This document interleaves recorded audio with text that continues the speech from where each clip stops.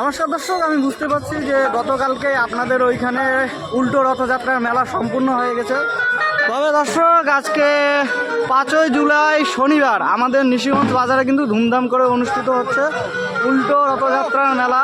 তার কারণ দর্শক, আমাদের যে এই নতুন বাজার হাট যেখানে রথের মেলা হয়, তো দর্শক দেখতে পাচ্ছেন শুরু হয়ে গেল কিন্তু আমাদের উল্টো রথের যাত্রা। জয় জগন্নাথ। তো দর্শক, আপনারা জানেন আমাদের যে এই নতুন বাজার এখানে কিন্তু শুক্রবার ও মঙ্গলবার করে হাট বসে, তার জন্য কিন্তু গতকালকে এখানে মেলা নেওয়া সম্ভব হয়নি। তার জন্য কিন্তু এই মেলা কালকের পরিবর্তে আজকে অনুষ্ঠিত হচ্ছে।